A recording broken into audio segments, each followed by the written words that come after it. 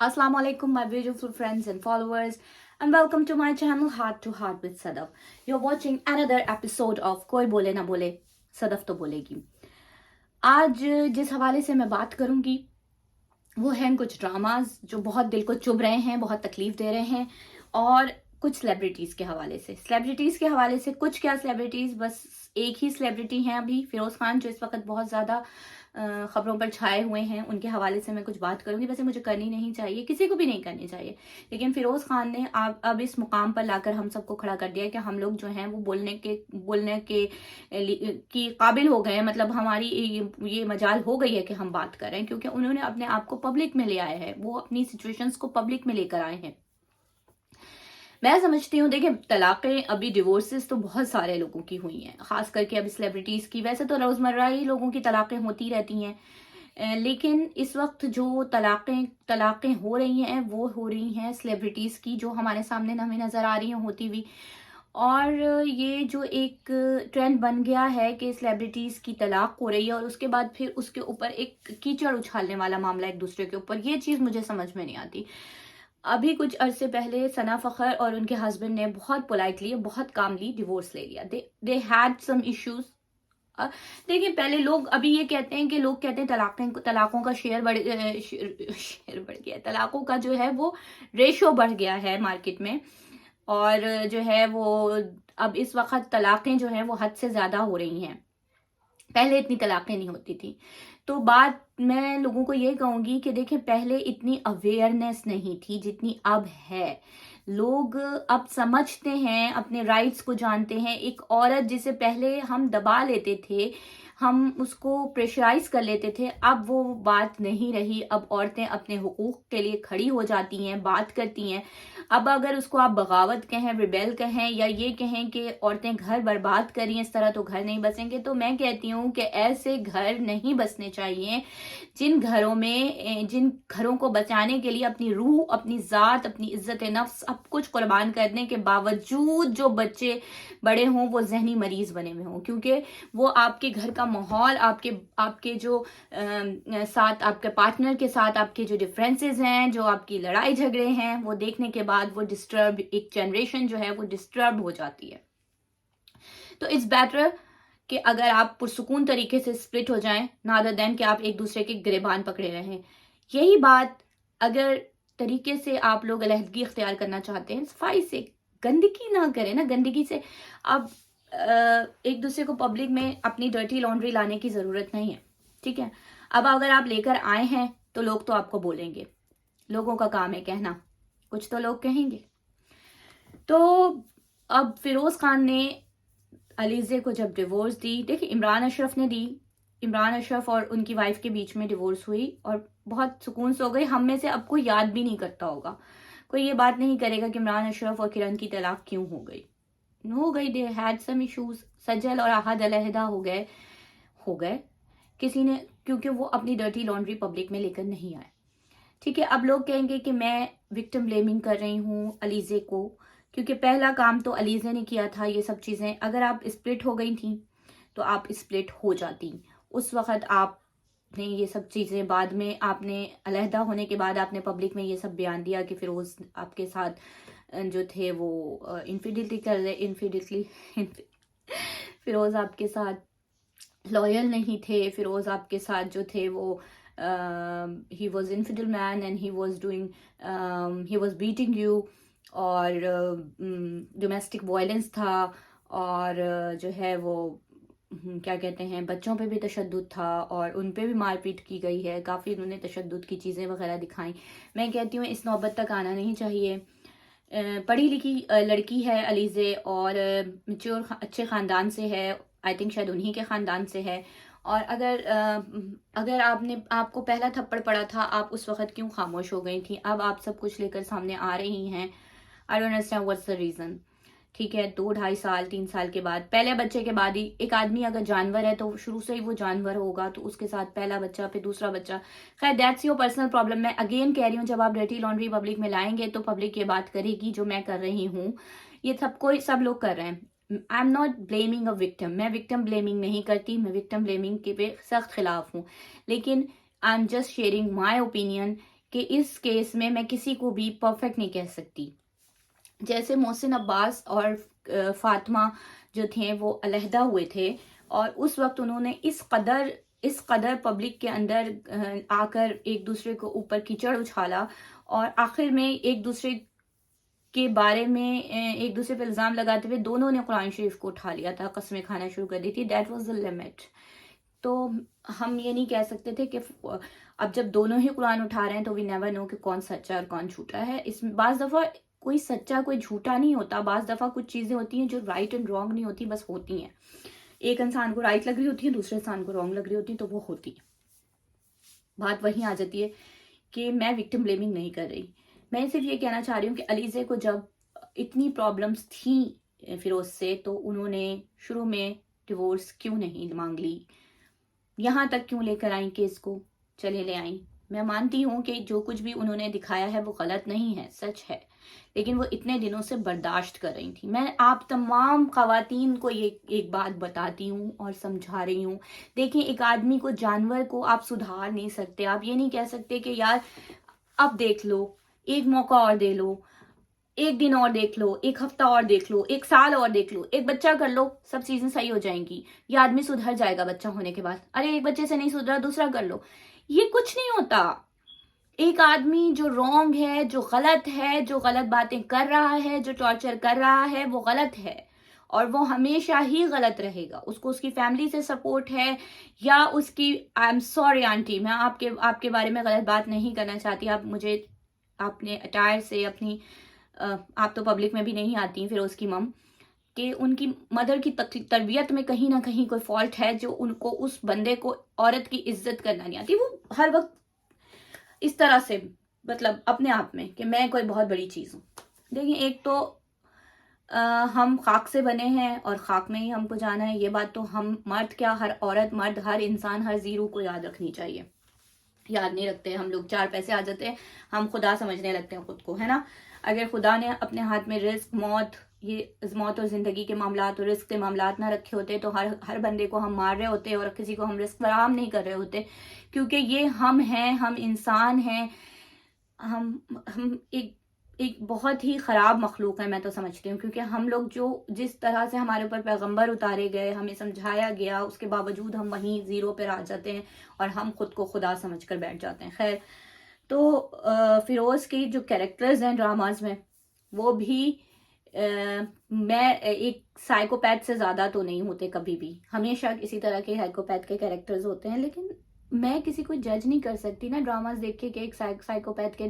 अब जैसे हमारी बड़ी फेमस सास हैं सबा फैसल, जो आजकल हर ड्रामे में जो है वो बहू के ऊपर जुल्म करती नजर आ रही हैं। रियल लाइफ में भी कुछ इसी तरह का सीन है उनका, ठीक है। I am sorry Saba, I am sorry, लेकिन आज किसी ने इस बारे में बात नहीं करी, लेकिन मैं करूँगी, और इसलिए भी करूँगी क्योंकि नेहा जो उनकी बहू है वो काफ़ी अरसे से अलग है, और जब आप किसी को देखें कि वो इतनी खूबसूरती से उस किरदार को निभा रहा है, तो लगता है कि वो उस किरदार को निभा नहीं रहा, उसका किरदार ही यही है।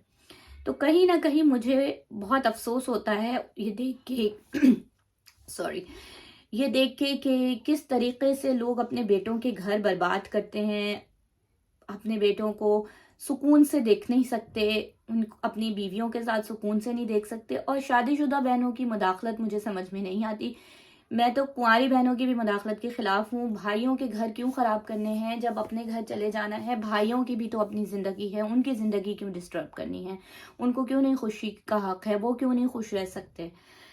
आई एम सॉरी, पर मैं क्योंकि नेहा को भी काफ़ी अर्से से फॉलो कर रही हूँ, और सबा फैसल को तो हम सब बहुत मशहूर हैं, सादिया फैसल भी अब सामने आई हुई हैं काफ़ी अर्से से, तो हम देख ही रहे हैं लोगों को। तो ये एक बात है जो हकीकतन है और नज़र भी आ रही है, और लोगों को इस बारे में बोलने का कोई हक नहीं है, क्योंकि लेकिन अगेन कहीं ना कहीं दोनों सास बहू जो हैं वो मुस्तकिल एक दूसरे पे ऑन इंस्टाग्राम और इधर उधर कीचड़ उछालते रहते हैं इनडायरेक्टली। तो हमें समझ में आ रहा है कि क्या हो रहा है और क्या नहीं हो रहा है। दूसरी जानिब जो मैं बात कर रही हूँ वो है फिरोज खान की। स्टार्ट से ही मैं बात कर रही थी फिरोज खान की, और अब गलती से मैं सबा फैसल की तरफ चली गई थी। तो जो कैरेक्टर निभा रहा होता है कोई इंसान, जैसे कि फिरोज निभा रहे हैं, निभाते आए हैं अब तक तमाम कैरेक्टर्स, बहुत स्मूथली कर जाते हैं। एक साइको का कैरेक्टर, एक एक डोमेस्टिक वायलेंस करना हो या कोई इस तरह का बिल्कुल जुनूनी किरदार करना हो तो बहुत अच्छे से कर जाते हैं। वैसे तो दानिश तैमूर भी बहुत अच्छे से करते हैं, लेकिन दानिश तैमूर तो नहीं लगता ना, दानिश तैमूर तो कितने पोलाइट और कितने नाइस इंसान है। आयजा एंड दानिश तैमूर, अल्लाह पाक इनको हर बुरी नजर से न बचाए। सच अ ब्यूटीफुल कपल, माशाल्लाह माशाल्लाह। तो मैं इस तरह से जज नहीं कर सकती थी कि फिरोज का कैरेक्टर जो है वो लिटरली इस तरह से होगा, लेकिन रियल लाइफ में होगा। लेकिन फिरोज ने जो कुछ किया और जो कुछ भी अलीजे सामने लेकर आई वो गलत तो नहीं है। अलीजे का बस ये कसूर है कि अलीजे ने इतने अरसे बर्दाश्त क्यों किया। देखिए, मैं हर औरत से कह रही हूँ, प्लीज ये जो फिलॉसफी है, जो पुराने जमाने की औरतें कहती हैं, जो दादियाँ नानियाँ कहती हैं कि जो है वो आप क्या कहते हैं, एक बच्चा कर लें, दूसरा बच्चा कर लें, आप 1 महीना बर्दाश्त कर लें, घर मत बर्बाद करें। देखें, इवेंचुअली जाकर इस जिस घर ने नहीं बसना है वो इवेंचुअली बर्बाद ही हो जाता है। तो इससे बेहतर है कि आप उसको रोकें, आप उसको अपने आप को कुछ साल जो आप उस बंदे के साथ गुजार रहे हैं वो कुछ साल आप अपने आप को टॉर्चर दें। इससे बेहतर है कि आप इज्जत के साथ अलहदा हो जाएं। लेकिन अब किस हद तक बात बढ़ गई है, अब केस कोर्ट में चला गया। अब ये अगर बच्चे ना होते तो अलीजे सुकून से अलहदा हो सकती थी, लेकिन अब ये बच्चों की वजह से अलीजे पे प्रेशर आ गया। तो फॉर गॉड सेक मैं पेरेंट्स से कहूंगी, लड़कियों के और जो इर्द गिर्द लोग होते हैं वो लड़कियों को इस बात पर मत उकसाया करें कि बच्चे पैदा कर लो और तो ये आदमी जानवर से इंसान बन जाएगा। नहीं बनता। मुसीबत ले दे के फिर एंड में मुसीबत जो बनता है ना, जो परेशानियों को जो झेलने का वक्त आता है, तो फिर वो एक औरत अकेली झेल रही होती है। और इसमें सबसे ज्यादा जो पिस रहे होते हैं वो बच्चे पिस रहे होते हैं।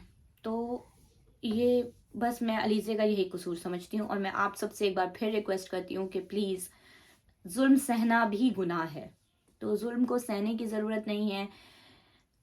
कहीं ना कहीं फिरोज को बेनिफिट ऑफ डाउट मिल भी जाता। मैं थोड़े दिनों तक ये भी सोच रही थी कि हो सकता है इनका अपना जाती कोई मसला हो और इसकी वजह से, लेकिन नहीं। फिरोज ने अभी जो कोर्ट में कस्टडी के बाद, कस्टडी तो खैर उसकी मदर को मिल गई अल्हम्दुलिल्लाह, बच्चे इतने छोटे हैं, कोर्ट में जो उनकी किफ़ालत की जिम्मेदारी, जो किफ़ालत के तौर पे जो पैसे जो उनको देने का कहा है वो 20,000 एक बच्चे का per month. Can you imagine कि एक करोड़पति आदमी जिसका खुद पता नहीं कितना लाखों का खर्चा होगा रोज का, महीने का चलो, और जिसके पास पैसों की कोई कमी नहीं है, हर रोज एक नई गाड़ी के का जो है वो इश्तिहार बना।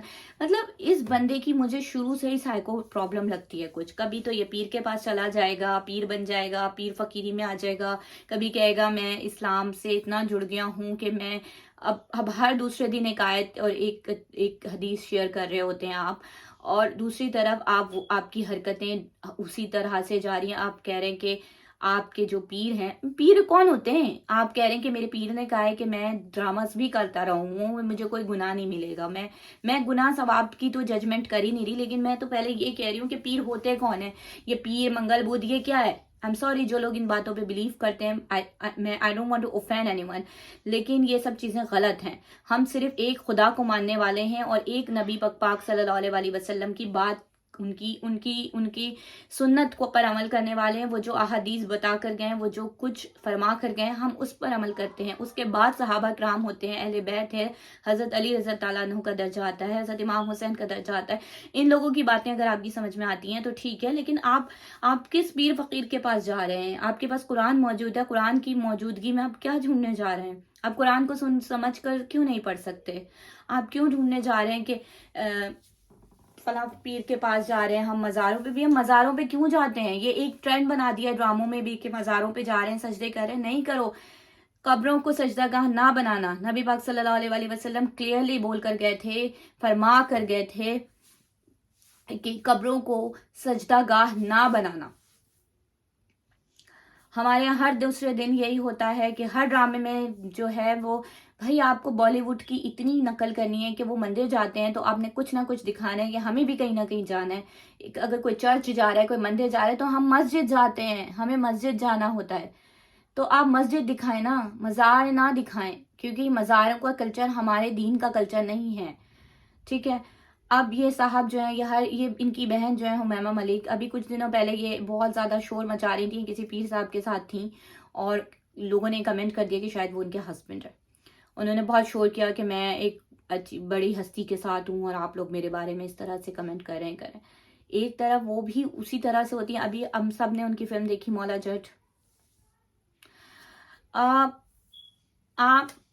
क्या साबित करना चाहती हैं? आप एक तरफ पीर फकीरों के पास जा रही होती हैं, दूसरी तरफ आप, इनके फैमिली ही पूरी कंफ्यूज्ड है, ये लोग सब कंफ्यूज्ड हैं, इनके साथ कुछ कोई कोई और किस्म का मसला है। आई एम सॉरी, मैं जजमेंटल नहीं होना चाहती, लेकिन this is what I can see and everyone can see कि ये हो क्या रहा है। कंटिन्यूसली यही हो रहा है कि जो है वो फिरोज खान की बारे में जो बातें आ रही, अब इन्होंने जो कस्टडी का केस डाला, जब कफालत के लिए इनसे बोला गया कि भाई आप, अलीजे ने कहा कि उसे 1-1 लाख रुपए एक बच्चे का चाहिए, which is not too much.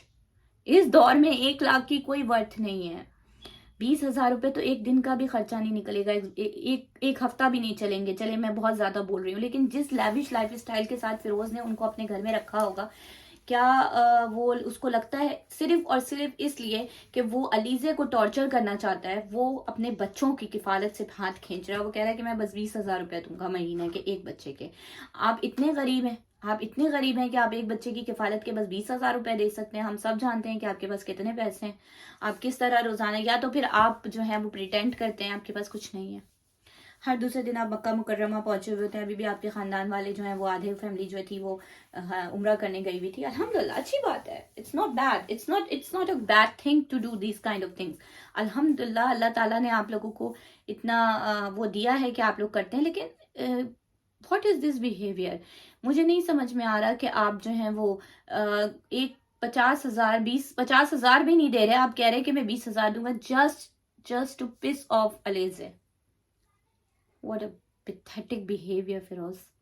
एक औरत को तंग करना जो तुम्हारे बच्चों की माँ है, that's such a shameful, such a disgraceful behaviour. और ये बिहेवियर सिर्फ फिरोज का नहीं है, आई थिंक हमारे माशरे में बहुत सारे मर्द जो हैं वो यही बिहेवियर रखते हैं, सैडली।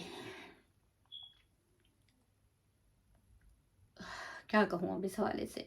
अब अगर बात करूँ ड्रामास पे, तो रोज़ाना यही वजह है कि मैं इतनी उकता गई हूँ कि अब तो मैंने ड्रामास देखना ही बंद कर दिया। सीरियसली, अगर आप एक ड्रामा भी उठा लें, क्या बना रहे हो यार, क्या बना रहे हो? कोई टॉपिक नहीं रह गया आप लोगों के पास, कोई कोई कोई स्टोरी लाइन नहीं होती, कुछ नहीं होता। बस आपने सास बहू के झगड़े, देवर देवरानी जेठानी के मसाला, वही वही स्टार प्लस की स्टोरीज उठा उठा के आप लोगों ने डाल देनी है और आपने वो बना देना है और आपने कहना है कि हाँ जी ये मसाला। और हमारे यहाँ की फारिग तरीन खवातीन, जिन्होंने घर में जो है ना अपने आप को, एक किसी ने मजलूम बहू समझा हुआ होता है, किसी ने मजलूम सास समझा हुआ होता है, वो बैठ के वो फारिग तरीन ड्रामाज देख रहे होते हैं और वो फारिग तरीन ड्रामाज जो हैं वो इसी वजह से हिट भी हो जाते हैं।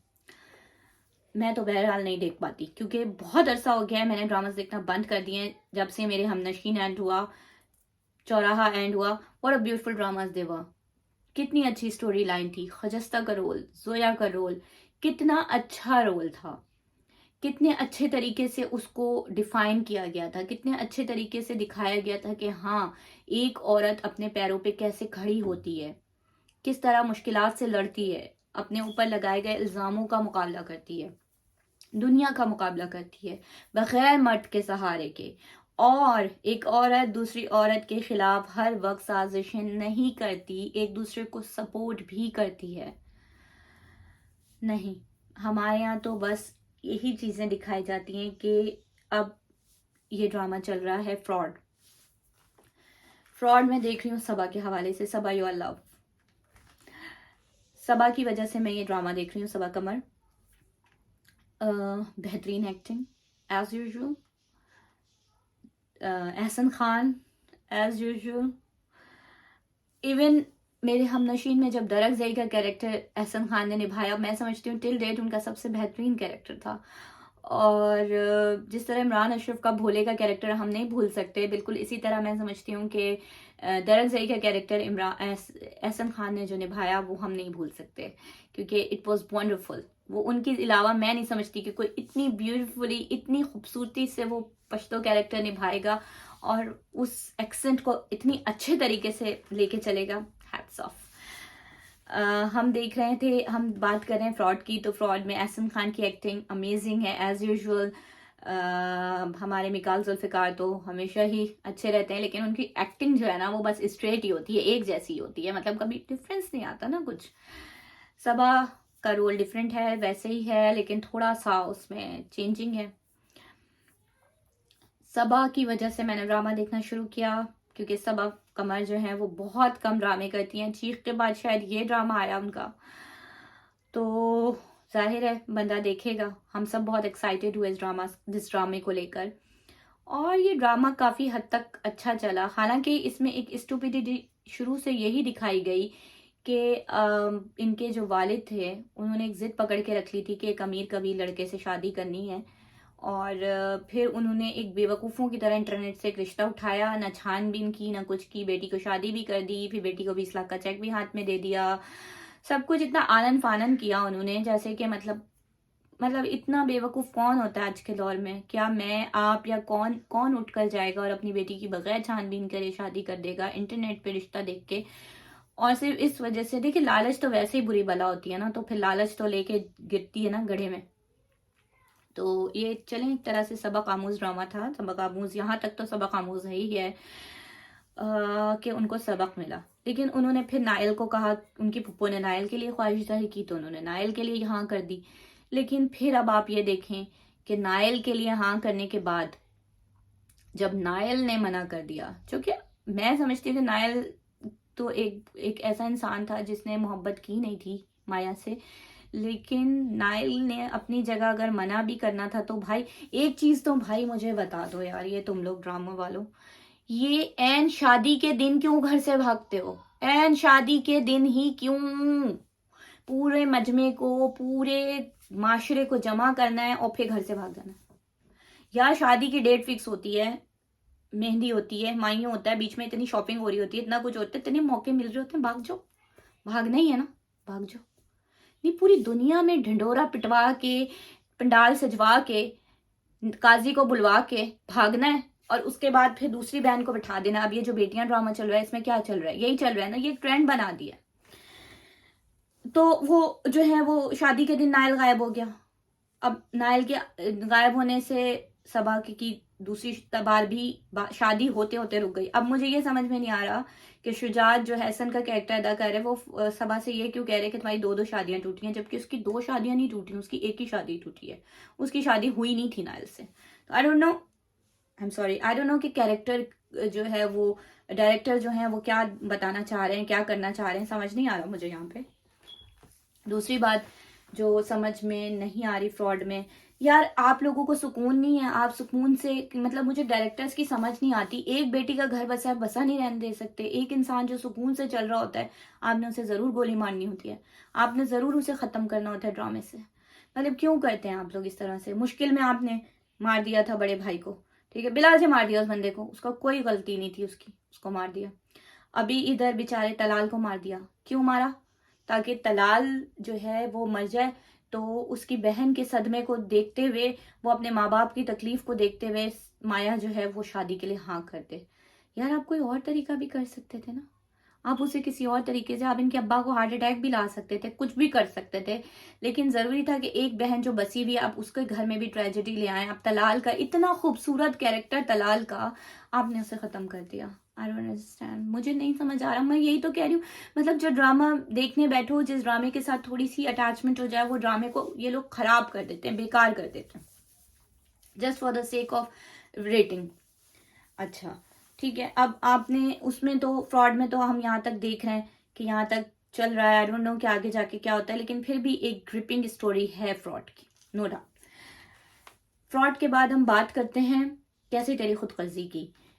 कैसी तेरी खुदगर्जी में दानिश तैमूर का जो कैरेक्टर दिखाया गया है, शहीर नाम है शायद कैरेक्टर का, आई एम सॉरी, मैं नाम भूल रही हूँ, तैमूर, तैमूर नाम है, आई एम सॉरी मैं नाम भूल रही हूँ। तो उस कैरेक्टर को जो है वो इतना ज़्यादा ज़िद्दी और अक्कड़ और बदतमीज़ दिखाया गया, and all of a sudden वो इतना प्यारा बंदा हो गया, इतना नाइस हो गया, सिर्फ ये देख कर के उसके बाप ने गुनाह किया था, उसके सामने थे सारे गुनाह, वो देखता था अपनी आंखों से कि उसका बाप क्या कर रहा है। वो खुद लोगों के ऊपर गन तान लिया करता था, तो क्या उसको वो खुद इन चीज़ों से नहीं डरता था। आज अचानक वो इतना नेक हो गया, उसको सब कुछ सही लगने लगा। अब बिला जाती कौडों को मार दिया, मुझे नहीं समझ में आया ना कि क्यों उनकी माँ को मार दिया, कोई ज़रूरत नहीं बनती थी। इतना जालिम बाप कौन होता है यार कि माँ की मैयत पे खड़ा ना होने दे, भाई मुझे नहीं समझ में आता। और उस आदमी ने अपनी अना का मसला बना लिया, एक बेटे की जिंदगी से ज्यादा उसको इस बात की पड़ी हुई है कि वो लड़की मर जाए, उसको मारने के लिए दूसरी बार भी बंदा भेज रहे हैं। Anyhow, but I like the story, I like the acting of Danish Taimoor, brilliant. Danish Taimoor जहाँ भी होते हैं, जब भी करते हैं, सुपर्ब करते हैं। बहुत हमेशा इसी तरह के होते हैं, लड़की किडनैप होती है या उसके साथ ज़बरदस्ती शादी होती है, ये ट्रेंड है दानिश तैमूर का। लेकिन ये ड्रामा थोड़ा सा डिफरेंट कर दिया, दानिश तैमूर को थोड़ा सा पॉजिटिव कर दिया। हीरोइन का कैरेक्टर भी अच्छा है, उसका दुर्रे फिशा बहुत अच्छे से निभा रही हैं उसको, और जो है वो it's going good till now, it's going good. कम से कम मैं कहती हूँ इसमें सास बहू की साजिशें और लड़ाई झगड़ा नहीं है, इसलिए I like both of the stories, fraud and कैसी तेरी खुदगर्जी। अब मैं आती हूँ तकदीर के ऊपर, जो नया ड्रामा शुरू हुआ है, Taqdeer. Oh my god, such an awful drama it is यार। अलीज़े शाह को इतने दिनों के बाद आप लेकर आए ड्रामाज में, बहुत अरसे के बाद आई। She is such a beautiful girl, she is just looking like a Barbie doll. लेकिन उसको पीके बनाना जरूरी था? नहीं सीरियसली, आपने उसको पीके बना दिया है। वो पीके की तरह आंखें मटकाती रहती है, बस आंखें फाड़ लेती है बड़ी बड़ी ना, और फाड़ फाड़ के वो पूछ देती है। मतलब इतना बोंगा कोई होता है जिंदगी में? इतनी अक्ल, इतनी बेवकूफ़ी। अगर आपकी बेटी इतनी बेवकूफ़ थी, आपको पता नहीं था कि आप घर से उसको समझा के नहीं भेजा आपने ससुराल अपने?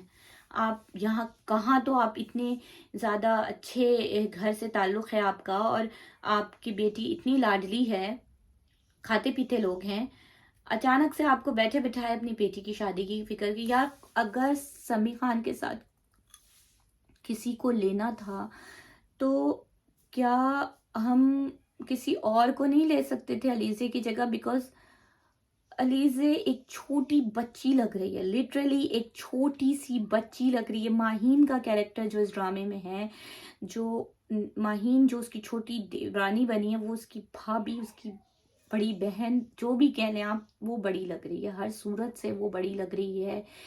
और रूमी का कैरेक्टर बहुत बचकाना है, बिल्कुल छोटी बच्ची है वो, उसको और ज़्यादा छोटा बच्चा बना दिया गया है, उसकी आंखें फट जाती हैं हर बात पे।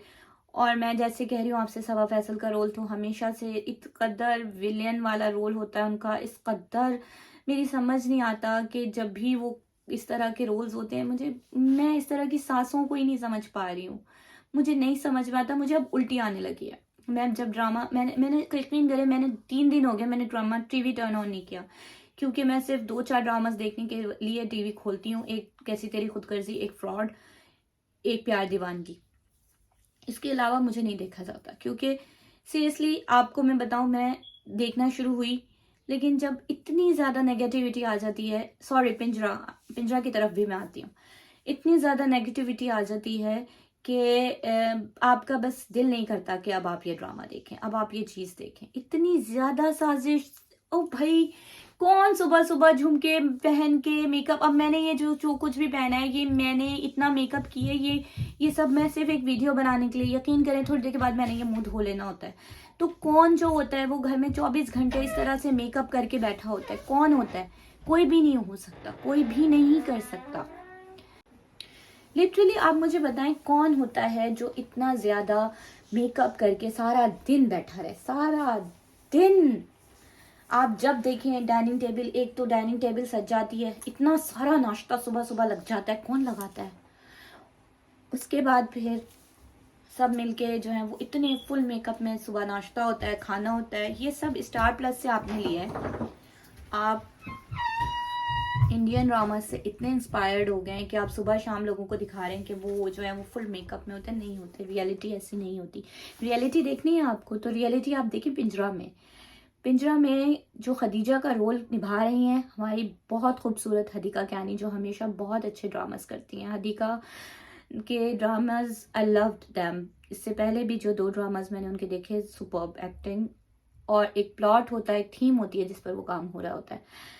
अभी भी जो पिंजरा कर रही हैं हदीका, जो खदीजा का रोल निभा रही हैं, आप मुझे खुद बताएं कि खदीजा को एक रिच बिजनेसमैन की वाइफ दिखाया गया है, ठीक है।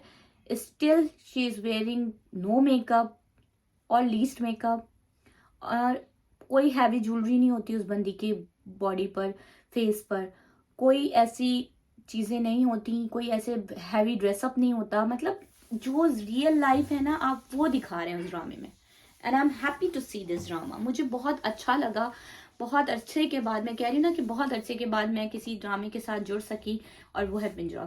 पिंजरा में जिस तरह दिखा रहे हैं कि बच्चों की परवरिश किस तरह करनी चाहिए। देखिए आजकल के दौर में बच्चों के साथ स्ट्रिक्ट होके नहीं चला। वजीहा का जो कैरेक्टर है, वजीहा जिस हिसाब से अपने बच्चों को रख रही है, I can resemble her, I can relate her, क्योंकि मैं I am Wajiha. As a mother I am Wajiha, as a women I am Wajiha. वो जिस हिसाब से अपने लिए स्टैंड लेती है, अपने खिलाफ अपने बच्चों को अपने साथ रखते हुए, अब उनको समझाते हुए, सेपरेशन ली उसने। और उसके बाद जो जावेद का कैरेक्टर दिखाया गया, जो हर वक्त औरत को पैर की जूती बनाता है, ठीक है ना, उस बंदे ने घर में एक ऐसी फिजा कायम कर दी है कि उसने अपनी बीवी को भी ये सोचने पर मजबूर कर दिया है कि वो एक गलत औरत है। अगर वो कुछ भी कर लेगी तो वो गलत है, उसकी मर्जी के खिलाफ। एंड आई एम 100% श्योर कि इस बंदे का कहीं ना कहीं अफेयर होगा ड्रामे में, जो कि आगे जाके सामने आएगा। आई डोंट नो, क्योंकि इस तरह के टिपिकल मैन जो होते हैं, जो घर की औरतों को दबा के रखते हैं, वो बाहर कहीं ना कोई गुल खिला रहे होते हैं। सरप्राइजिंगली बहुत अफसोस होता है मुझे देख के, और ये रियलिटी है, ऐसा होता है। जो कुछ भी इस वक्त दिखा रहे हैं कि अबान का जो कैरेक्टर है, बच्चों को खुलकर सांस लेने दें, बच्चों के ऊपर अपना प्रेशर मत डालें, उनको ज़बरदस्ती मत बताएं कि क्या पढ़ना है, कौन सा पढ़ना है। कुछ बच्चे बहुत ब्रिलियंट होते हैं। यूजुअली फर्स्ट बॉर्न चाइल्ड जो होता है आपका, वो आपकी बात सुनता है, समझता है ज़्यादा, क्योंकि उसके ऊपर हमने ज़्यादा टाइम दिया हुआ होता है। यूजुअली फर्स्ट बॉर्न जो होते हैं वो ज़्यादा इनोसेंट भी होते हैं, तो अपने बाकी बहन भाइयों की बनिस्बत। I am also a first born. तो फर्स्ट बॉर्न जो होते हैं वो थोड़े से जिम्मेदार होते हैं, वो पढ़ाई में भी थोड़े ज़्यादा बेहतरीन होते हैं अपने बहन भाइयों से। तो अगर आप अपने फर्स्ट बॉर्न से बाकी बच्चों को कंपेयर करेंगे तो ये आप ज्यादती करेंगे कि मत करें। हर बच्चा डिफरेंट है, हर बच्चे की काबिलियत डिफरेंट है, लेकिन हर बच्चा अपने आप में खूबसूरत है। हर बच्चे में कुछ ना कुछ टैलेंट होता है।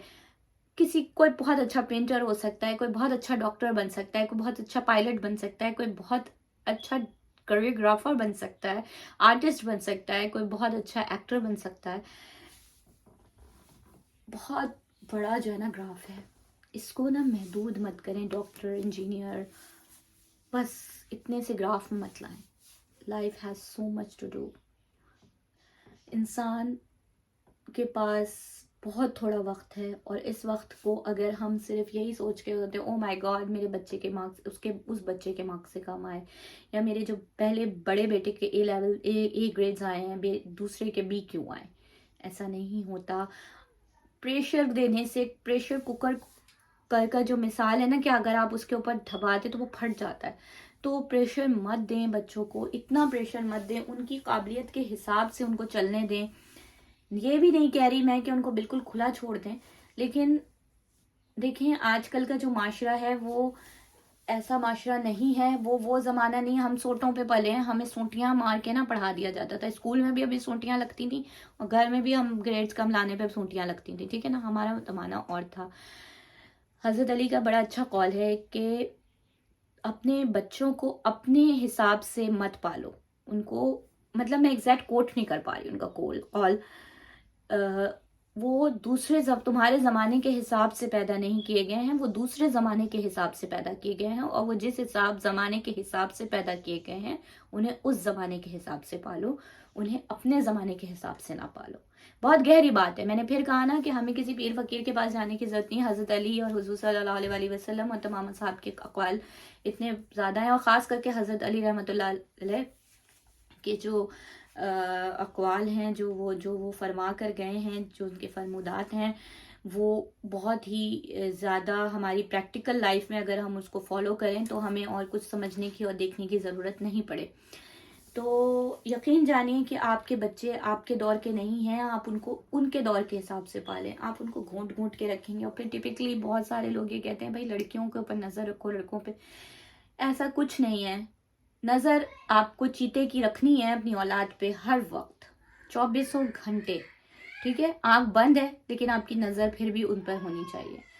उठ उठ कर रातों को देखना, चेक करना क्या कर रहे हैं क्या नहीं कर रहे हैं, पोलाइटली आप उनके ऊपर सिक्रेटिवली नज़र रखें। आप उनके ऊपर ऐसे नज़र रखें कि उनको ना पता हो कि आपने उन पर नज़र रखी हुई है, क्योंकि आजकल के बच्चे इस बात से भी बहुत जल्दी ऑफेंडेड हो जाते हैं कि उनके ऊपर नज़र रखी जा रही है। आप उन्हें ट्रस्ट में लें, आप उनसे उनकी हर बात शेयर करवाएं, ताकि आप उनको जब आप खुलकर उनसे बात करें, हर टॉपिक पर बात करें। पेरेंट्स को अपने बच्चों का बेस्ट फ्रेंड होना चाहिए, इससे पहले कि बाहर वाले उनसे दोस्ती करें, गलत रास्तों पे ले जाएं, गलत बातें बताएं। नहीं, अगर आपका बच्चा किसी हॉबी में है तो आप उसकी हॉबी को इसलिए मत दबाएं कि उसके ग्रेड्स कम आ रहे हैं। नो, इससे कोई फर्क नहीं पड़ता। आप चाहे कितना भी उसकी हॉबी को दबा दे, अगर उसका ध्यान उस तरफ नहीं है तो वो नहीं लाएगा वो ग्रेड्स। जो ग्रेड्स आपका पहला बच्चा या दूसरा बच्चा ला रहा है वो बच्चा नहीं ला पाएगा। तो इस चीज को समझें, मारे मत प्लीज। मैं आप लोगों के आगे हाथ जोड़ती हूँ, बच्चों के ऊपर तशद्दुद ना करें। Physical abuse is a big no. मैं कितनी दफा बोल चुकी हूँ, किसी को भी ना मारे। बीवी को मारना, बीवी पे हाथ उठाना, बच्चों पे हाथ उठाना, ये सब गलत है। अपने बच्चों को अपनी जायदाद समझना या अपनी बीवी को अपनी जायदाद समझना, कोई भी आपकी प्रॉपर्टी नहीं है, इंसान है। औलाद आपको दी गई है एक महदूद वक्त के लिए कि आप उसको एक बेहतरीन इंसान में ढालें, क्योंकि ये आपकी जिम्मेदारी है। आपसे सवाल किया जाएगा क़यामत के रोज़, आपसे सवाल किया जाएगा आपकी औलाद के हवाले से। अगर आपकी औलाद गलत रास्ते पर होगी तो वो भी आपसे सवाल किया जाएगा। तो अगर आपकी औलाद अच्छे रास्ते पर है तो आपके लिए ही सदका जारिया बनेगी। बेहतर है कि आप नेक औलाद पीछे छोड़कर जाएं। और हमें औलाद एक महदूद वक्त के लिए दी गई है, हमें उनकी दुनिया और आखिरत दोनों बनानी है, और हमें बहुत प्यार से, बहुत समझदारी से, बहुत जिम्मेदारी के साथ इनको लेके चलना है। बचपन का जो वक्त होता है ये वापस नहीं आता, लेकिन इस वक्त में जो अगर कोई ट्रॉमेटाइज्ड हो जाए बच्चा तो वो सारी ज़िंदगी ट्रॉमेटाइज्ड रहता है।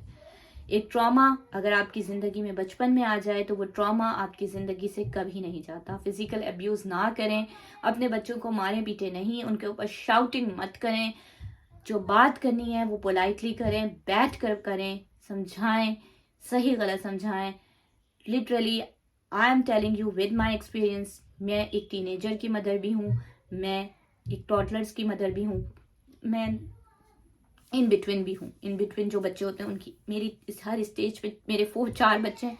तो मैं अभी आपको जो गाइडेंस दे रही हूँ वो बेस्ट गाइडेंस दे रही हूँ कि देखें जो इस वक्त ड्रामा दिखा रहे हैं पिंजरा, वेरी गुड, बहुत अच्छी प्रोडक्शन है, बहुत अच्छा काम है। तमाम एक्टर्स बहुत खूबसूरती से निभा रहे हैं किरदार को, और स्टोरी बहुत अच्छी है। रियलिस्टिक लग रहा है ड्रामा, ऐसा नहीं लग रहा कि एक थिएटर बना दिया तकदीर की तरह। यार एक तो उस बंदी को, रूमी को, जब वो नमाज पढ़ रही है तब भी वो उतनी मेकअप में, जब वो नींद से सुबह सो के उठ रही है तो भी वो उतने ही मेकअप में, आंखें उसकी खुली हुई है। एक ऑलरेडी बंदी की आंखें इतनी बड़ी हैं, उसको आपने और वाइट आईलाइनर लगा के और आपने उसकी आंखें बड़ी कर दी हैं। रियली आपने उसको वाकई में बारबी डॉल बनाना था, आपने बहुत खूबसूरत लड़की बनाना था उसको। तो आपने उसको इतना बेवकूफ़ नहीं बनाना था ना, आपने उसको इंतहाई बोंगा बना दिया है, इंतहाई। एक तो वो अब उस कैरेक्टर के साथ, असद के साथ बिल्कुल मैच नहीं कर रही, वो बहुत यंग लग रही है। आई एम सॉरी टू से, इट्स जिस ड्रामे में जो नेगेटिविटी दिखाई गई है, जो दिखाया जा रहा है कि एक कोई किसी के लिए साजिश। एक तो हमारे ड्रामों का सबसे इम्पोर्टेंट मैटर जो है ना वो शादी है, शादी करना। और इस ड्रामे में जो माहीन का कैरेक्टर कर रही है, जो माहीन का कैरेक्टर है, मुझे समझ में नहीं आता। कोई दिमागी मसला दिखाया है इस बंदी को। हर वक्त एक तो उसको हंसना होता है कमरे में बैठ के बिला वजह, और हर वक्त वो बालों में भी कुछ लगाया हुआ है, इतना मेकअप किया हुआ है फुल ऑन। अब वो जो एपिसोड में वो पूरी दुल्हन बन के चली गई थी घर की दावत में, कौन करता है यार। ये एक परफेक्ट एग्जाम्पल है हसद की, मुकाबलेबाजी की। मैं समझ नहीं पाती लोगों को कि लोग एक दूसरे से मुकाबलेबाजी पे हर वक्त क्यों तुले रहते हैं। मैं तो सबसे कहूंगी, मैं तो अपने दोस्तों से इर्द गिर्द अपने जानने वाले कि भाई I am not in the league to compete with you. मैं आप लोगों के साथ बिल्कुल भी मुकाबले करने के लिए नहीं आई हूँ, और मुझे आप लोगों से मुकाबला नहीं करना। तो मैं तो हमेशा वो करती हूँ जो मुझे सही लगता है, मेरी ज़ात को सही लगता है कि मुझे इससे सही लगेगा, मुझे ये करना चाहिए। मुझे याद नहीं पड़ता कि मैंने कभी किसी को कॉपी करके या ये सोच के कि यार मुझे इससे ज़्यादा अच्छा लगना चाहिए, मैंने इससे ज़्यादा अच्छा करना है, और उस चक्कर में इंसान अपने आप को कार्टून बनवा ले। ऐसा नहीं होता। आप सोचें समझें, किसी का मुंह लाल देख के अपने मुंह पे चपेड़े ना मारें। आप अपने अपने आप को खुद देखें, खुद समझें कि आपके ऊपर कौन सा फैशन सूट करता है, आपके ऊपर क्या चीज़ सूट करती है, क्या चीज़ सूट नहीं करती है। इतनी हवस ना करें चीज़ों की। मैं फिर कहूँगी, ज़िंदगी बहुत छोटी है, दुनिया बहुत छोटी है। तो इस ड्रामे में जो माहीन का कैरेक्टर दिखाया गया है वो परफेक्ट एग्जाम्पल है एक जेलस औरत की। एक पुअर औरत भी कह लें आप उसको, एक जेलस औरत भी कह लें आप उसको। क्योंकि यार कौन होती है औरत जो 24 घंटे कमरे में बैठी रहे, मेकअप करती रहे, नील पेंट लगाती रहे। कौन होता है, कौन होता है ऐसा। हम सब ने उठना होता है। चले मैं अपनी बात नहीं कर रही, मैं तो बाहर ही रहती हूँ। हमारे यहाँ तो हमें तो काम करना ही है ना, हमारे पास तो कोई चॉइस नहीं है। पाकिस्तान में आपको हाउस हेल्प मिल जाती है, लेकिन फिर भी यार कौन 24 घंटे, मतलब बोर नहीं हो जाता होगा इंसान 24 घंटे कमरे में बैठा है, मेकअप कर रहा है। लिटरली उलझन हो जाती है मेकअप से। मेकअप बेयर फेस रहना इतना अच्छा लगता है, सुकून मिलता है। तो मुझे नहीं समझ आ रहा, ये जो ड्रामास बना रहे हैं ये साजिशी ड्रामे, ये तकदीर बनाए। अब वैशी को ले लें हम। वैशी में ड्रामा में खुशहाल की वजह से देखना शुरू किया। खुशहाल इज सुपर एक्टर, और इस ड्रामे की स्टोरी लाइन वही थी और वही है कि आपने अगर एक बच्चे के ऊपर टॉर्चर करना शुरू कर दिया तो उसकी जहनी हालत ख़राब हो जाएगी। बड़े होकर वो किसी न किसी तरह ट्रॉमाटाइज्ड रहेगा अपने बचपन से। तो ना करें, खुदा का वास्ता है अपनी औलाद को अपने हाथों से ना निकालें। मार पीट का रवैया ना इख्तियार करें, तशद्दुद ना करें, ज़ुबान से बात करें, प्यार से बात करें। अगर आपके साथ कोई ज़हनी प्रॉब्लम है तो आप अपने मसले को हल करें, ना कि आप अपने मसले को अपने बच्चे के ऊपर डाल दें। इस ड्रामे में सबसे वर्स्ट कैरेक्टर जो है वो मुझे मुनीरा का लगा। आई एम सॉरी, ऐसी माँ नहीं होती। मुनीरा की हस्बैंड की डेथ होने के बाद मुनीरा जो थी वो पहले अपनी भाभी के घर में रही। जी भाभी, जी भाभी, जी भाभी। आई डोंट नो, आपके हस्बैंड की डेथ हुई, वो इतना अच्छी पोजीशन पर था, वो कुछ ना कुछ तो बैंक में छोड़ के गया होगा ना आपके लिए, आपके बेटे के लिए। आपके पास कुछ ना कुछ जेवर तो होगा ना। इतना इतना इलॉजिकल ड्रामा क्यों बनाते हैं आप। इतनी जल्दी वो इतनी लावारिस और लाचार कैसे हो गई। चलें ठीक है, हो गई, उसने शादी कर ली। शादी करने के बाद उसने जो आई एम सॉरी, उसने जो अपने दूसरे बेटे को अपने पहले बेटे पे, अपने बेटे पे, आसिफ पे तरजीह देना शुरू कर दिया आमिर को। तो क्यों? सिर्फ इसलिए कि उसको वाहवाही मिले और उसका घर बसा रहे। दिल पे हाथ रखकर बताएं, हम सब माएँ हैं, क्या अपनी बच्चे से ज्यादा किसी और के बच्चे से मोहब्बत हो सकती है? नहीं हो सकती। तो झूठी मोहब्बत का दिखावा क्यों? फिर अपने बच्चे को मुस्तकिल निगलेक्ट क्यों करना? और फिर जो बड़े मजे से कहती है ना, जब वो पूछती है उनकी भतीजी के इसके साथ क्या मसला, तो देखो पता नहीं क्या मसला है, ये मुझे तंग करके रखा हुआ है इसने।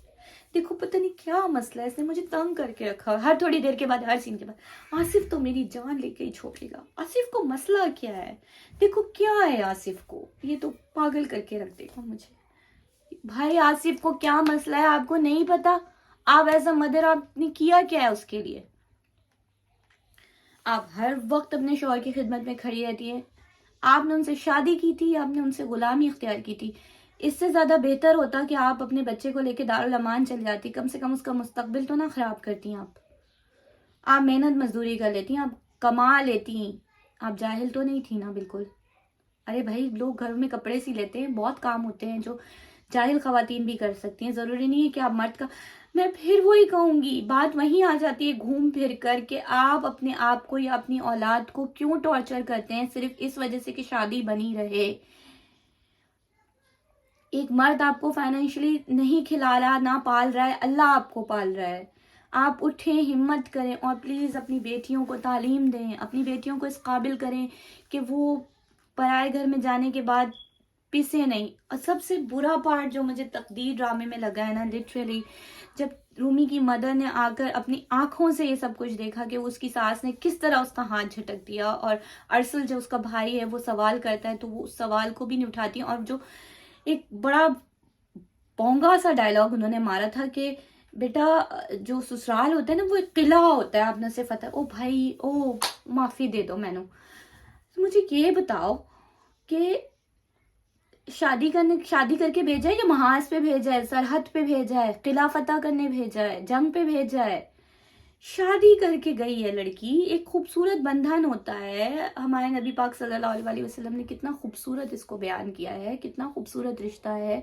अल्लाह ताला ने दुनिया में जो सबसे पहला रिश्ता बनाया वो मियाँ बीवी का था।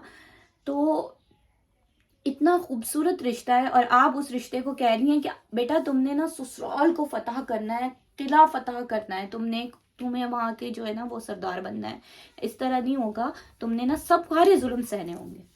उसके बाद जाके ना 10-15 मेरी बात आ गई ना, जब अलीजे को, मैं यही स्टार्ट मैंने इसी बात से लिया था इस टॉपिक का, कि अलीजे ने इतने अरसे तक बर्दाश्त किया, और इस वजह से क्या होगा कि लोग उसको यही कहते रहे होंगे कि कर लो बर्दाश्त, कुछ नहीं होता, किला फतह करना है ना तुमने। किला हो गया फतह?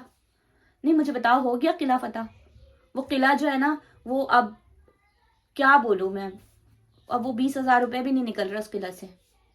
ठीक है, तो बात वही है कि बहुत स्टूपिड डायलॉग्स हो गए हैं ड्रामों के।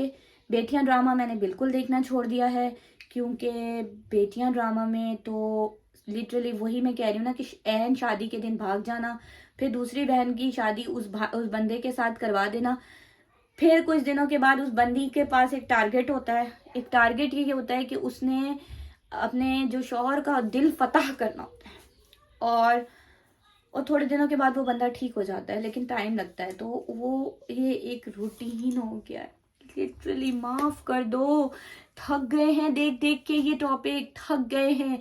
कितनी दफा देखा है कि एक लड़की गई, दूसरी बहन की शादी कर दी गई, वो बहन जबरदस्ती रह रही है, उसको शादी वाले दिन कमरे से धक्के मार के जो है वो शौहर ने निकाल दिया, और फिर भी वो उसके साथ रह रही है, बर्दाश्त कर रही है, क्योंकि वो उसके घर, उसके माँ बाप मर जाएंगे। क्यों मर जाएंगे? क्यों मर जाएंगे आप अगर माँ बाप हैं, मेरी बात आप लोग सुन रहे हैं, क्यों मर जाएंगे आप? इस वजह से कि आपको माशरे की फिक्र है, या आपको बेटी की फिक्र है? एक डिवोर्स बेटी एक मरी हुई बेटी से बेहतर है। आप लोगों को ये बात समझ में क्यों नहीं आती? शादी जो है वो एक खूबसूरत बंधन है, और शुरू के जो दिन होते हैं शादी के, वो खुश रहने के होते हैं, एंजॉय करने के होते हैं, ना कि किला फतह करने के होते हैं। आई एम सॉरी, किसने लिखे हैं ये डायलॉग्स? वो मैडम आकर कह रही है अपनी बेटी से कि तुम्हें खिलाफ फतह करना है और तुम्हें ससुराल वालों का दिल जीतना है। वो बेचारी रोटियां बना रही है, उसको रोटियां बना, पहले तो भाई आपने अपनी बेटियों की जब शादियां करनी होती है ना, और आप लोगों को पता है कि उन्होंने जाके किला फतह करना है, तो जंग के लिए तैयार भी कर दिया करें घर से ना। तो फिर रोटी पकाना, खाना पकाना, जब उन्होंने जाके यही करवाना है ना उनके साथ। नहीं मतलब मुझे एक बात बताएं, आप कौन सा दीन चला रहे हैं, कौन से दीन में है कि औरत जो है वो जो बहू आएगी वो घर की नौकरानी बनकर आएगी, वो रोटी बनाएगी, वो सालन बनाएगी, वो पोछे लगाएगी, वो झाड़ू लगाएगी, बहू आई मासी निकाल दी? ये कहाँ होता है? और अगर ये हो रहा है, ये वाकई में प्रैक्टिकली हो रहा है, ये तो बहुत गलत हो रहा है, और इस चीज़ को बिल्कुल अप्रिशिएट नहीं करना चाहिए लड़कियों के वालिदैन को, और लड़कियों को भी अपने राइट्स के लिए स्टैंड लेना चाहिए। ये नहीं होता, लड़कियों की जिम्मेदारी नहीं है, बहुओं की जिम्मेदारी नहीं है ससुराल वालों की प्लेटों में नाश्ते लगा के देना, उनके पैर दबाना सासों के, या उनको खाने ला के टेबल पे देना। कर देंगी, अगर कोई बहुत बीमार है, बहुत तकलीफ में है, और वो आपके साथ हमेशा अच्छे से पेश आते रहे हैं, और अगर इस वक्त वो आपके वालिदैन के, आपके शौहर के वालिदैन तकलीफ़ में हैं, तो अगर आप ही अकेली अटेंडेंट हैं और आप उनका साथ दे रहे हैं, तो या आप अपने लिए सदका जारिया कर रहे हैं, या अल्लाह ताला आपसे इससे खुश होगा। ये एक इखलाक भी है, ठीक है। लेकिन ज़बरदस्ती जो ये ड्रामा कर करके, भाई बेटी बैठी हुई है और बहू को प्रेशर दिया जा रहा है कि रोटियां बनाओ। और मज़े की बात है, असद साहब जब घर तशरीफ लाते हैं किचन में, वो अपनी बेटी बीवी को जब खाना बनाते हुए और इतनी स्ट्रगल करते हैं, उनको बहुत खुशी होती है। क्यों खुशी होती है? उस बात की कि वो उनकी माँ का और उनके घर वालों का ख्याल रखने के लिए इतनी स्ट्रगल कर रही है। भाई तुमने कितनी स्ट्रगल कर ली उसके माँ बाप का ख्याल रखने के लिए। बड़ा खूब एक अजीब सा डायलॉग बोला था इसने, असद ने, कि मैं अपनी मोहब्बत में शराकत दारी बर्दाश्त नहीं करता, फिर चाहे वो किसी महरम रिश्ते की हो। यही बात रूमी ने क्यों नहीं बोली पलट कर? रूमी भी तो बोल सकती थी ना। मैं रूमी की जगह होती तो मैं भी यही बोलती कि भाई मैं भी फिर शराकत दारी बर्दाश्त नहीं करूंगी, फिर वो किसी भी रिश्ते की हो, किसी भी महरम रिश्ते की हो। ये होता नहीं है। किसी एक नए रिश्ते के आ जाने से पीछे के रिश्ते खत्म नहीं होते, चाहे लड़के के हों चाहे लड़की के हों। मर्द को भी ये बात समझनी चाहिए और औरत को भी ये बात समझनी चाहिए। हम औरतों को भी ये बात समझनी चाहिए कि हमारी शादी के से पहले भी हमारे शौहर के रिश्ते हैं, उसके माँ बाप हैं, बहन भाई हैं, और वो उनको नहीं छोड़ सकता। और मर्द को भी ये बात समझ में आनी चाहिए कि औरत अपना पूरा घर, पूरा कुनबा, पूरा खानदान छोड़ कर आती है, बकौल इन्हीं ड्रामास के हवाले से, कि वो एक किले में आ रही है फतह करने, जंग के महाज पर आ रही है, वो पूरी अकेली आ रही है। उसको आप सब मिलके टॉर्चर ना करें, आप उसको सपोर्ट करें। और प्लीज़ ये ट्रेंड ख़त्म करें ड्रामों में दिखाना कि औरत जो जो बहू बनकर आ रही है वो पूरे घर वालों की, क्यों तुम्हें अच्छा लग रहा है तुम्हारी बीवी जो है वो तुम्हारी माँ की और तुम्हारे घर की, क्यों उसकी जिम्मेदारी है क्या ये सब कुछ करना? नहीं है उसकी जिम्मेदारी। उसकी जिम्मेदारी में नहीं आता ये सब कुछ करना। आप लोगों को ये बात समझ में क्यों नहीं आती? ये ड्रामाज मैं देख देख के पिस्ड ऑफ हो चुकी हूँ, मेरा दिमाग खोल गया। मैं सच्ची आज मैं ये बैठी हूँ करने के लिए टॉपिक, मेरे पास बिल्कुल टाइम नहीं होता है। लिटरली मैं एक वीडियो बनाने के बाद मेरे पास दूसरी वीडियो बनाने के लिए टाइम नहीं निकल रहा है। और मैं कितने अरसे से, जब मेरे हमनशीन एंड हुआ था, मैं तब से ड्रामाज बनाना चाहती, लेकिन चलो अच्छा ही हुआ, क्योंकि ये ड्रामा अभी तकदीर शुरू हुआ है रिसेंटली, इसके हवाले से तो मुझे वाकई में बात करनी पड़ती दोबारा। बहुत अफसोस होता है मुझे इस ड्रामे को देख के। और सबा फैसल की कंटिन्यूसली एक ही जैसी एक्टिंग, एक ही जैसा पागलपन, एक ही जैसे, ओह माय गॉड, झूमर, ठीक है यार, कौन है इस ड्रामे का, मतलब वो जो माँ बनी है, माँ का कैरेक्टर निभा रही हैं, सास का कैरेक्टर निभा रही हैं, तो उनको इतना डिसेंट तो दिखा दो एटलीस्ट। लड़की की, रूमी की माँ भी तो हैं, वो भी तो डिसेंट रहती हैं, वो भी तो तमीज से रहती हैं, उनको तो नहीं देखा मैंने इतना ज्यादा ओवर में। एंड आई पर्सनली फील कि कहीं ना कहीं ये सबा फैसल की जो है ना डिमांड ही होती है हर ड्रामे में, क्योंकि वो जिस ड्रामे में भी होती हैं, और अगर वो गरीब नहीं है, जैसे कि वो अभी हब्स में हैं और दूसरा ड्रामा कर रही हैं प्यार दीवानगी, उसमें वो एक गरीब, एक मिडिल क्लास घर की खातून बनी है, तो उसमें तो वो जाहिर है वो इतना ज़्यादा झुमके और लश्कारे नहीं लगा सकती। लेकिन जब भी वो बड़े घर की खातून का रोल करती हैं तो वो इसी तरह की ड्रेसिंग करती हैं। कभी भी बड़े घर की खातून बनकर कोई सोबर ड्रेसिंग नहीं करती हुई नजर आई मुझे, कभी भी नहीं समझ में आया। इसके बरक्स मैं कहूँ कि फजीला काजी या शगुफ्ता एजाज और बुशरा अंसारी हैं, रुबीना अशरफ हैं, they all are so beautiful, और कितने अच्छे तरीके से ये निभाती हैं रोल्स को। और नेगेटिव रोल्स को भी वो इतनी ज़्यादा नेगेटिविटी से नहीं निभाती हैं, क्योंकि शायद वो इतनी नेगेटिव रियल लाइफ में है नहीं। दूसरी चीज़ ये कि वो इतने ज़्यादा झूमर मेकअप में मुझे तो कभी नज़र नहीं आई। And I really don't understand कि what is the reason behind this. लेकिन आई एम सॉरी, इस तकदीर के जो राइटर और डायरेक्टर है, यू हैव फेल्ड अस।